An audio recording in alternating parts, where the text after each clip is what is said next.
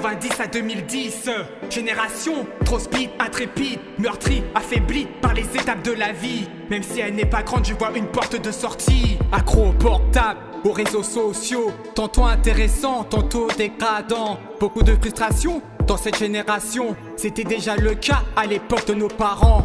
Eux dont les parents ont vécu la seconde guerre, tandis que nous subissons une autre forme de guerre. Une guérilla sociale devenue banale. 99% ils sont en plein dedans. Quand certains se battent comme des animaux en cage, d'autres engrainent, rigolent, filment et encouragent. Trop de pression entraîne la dépression quand leurs rêves et leurs projets tombent à l'abandon. Les tentatives de suicide sont si courantes chez les ados et les plus jeunes sortis de l'adolescence. La fainéantise a pris une telle emprise, trop d'assistanat, ce dernier nous l'a bien mise.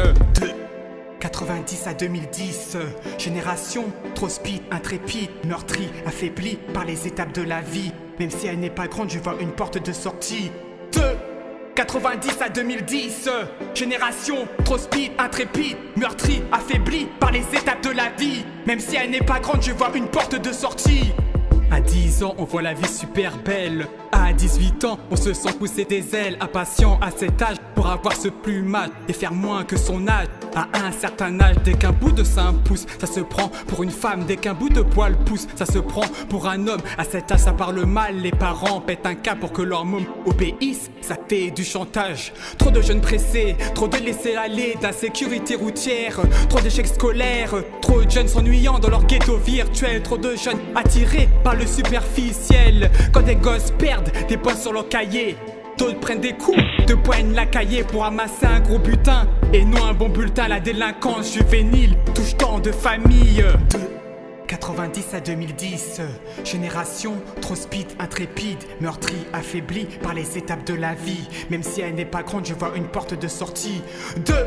90 à 2010, génération trop speed, intrépide, meurtrie, affaiblie par les étapes de la vie. Même si elle n'est pas grande, je vois une porte de sortie. Ce système a trop brisé de jeunes dans les quartiers pour ensuite les nommer génération sacrifiée. À force de contribuer aux échecs sans arrêt, beaucoup ont basculé dans le mauvais côté. Je suis un banlieusard privilégié ayant beaucoup obtenu, bu et mangé, gâté matériellement par papa et maman, ne comblant pour autant ce manque de sentiments. Combien de jeunes aujourd'hui dans leur tas sont exploités, où leur capacité est nullement exploitée, où des anciens refusent de passer le témoin, faisant à la fois des victimes et des témoins. Pourront-ils en profiter quand actuellement beaucoup sont vite lassés ou abîment leur santé? Le fort taux de violence et le fort taux de chômage, des problèmes non réglés dont Jéhovah se charge.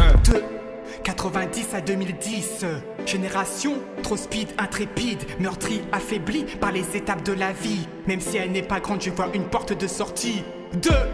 90 à 2010, génération trop speed, intrépide, meurtrie, affaiblie par les étapes de la vie. Même si elle n'est pas grande, je vois une porte de sortie. Ça urge, je suis démurge à travers mon écriture, ce qui ne m'empêche pas de m'adresser à des murs de jeunes durs. Pourquoi m'écouteraient-ils puisque leurs parents les écoutent-ils? La crise des banlieues fait naître des pyromanes. Y'a pas que de matériel qui crame dans ce mélodrame. Pour se faire entendre, ça torpille à tout va. Aujourd'hui dans des facs, c'est encore le cas. Mode de vie plus facile comparé à la leur.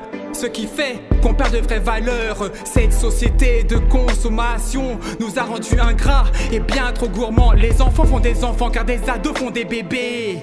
Prêts ou pas, on les élève comme des poupées. Malgré notre jeunesse, on se prend souvent la tête, car la jeunesse actuelle reflète la vie actuelle.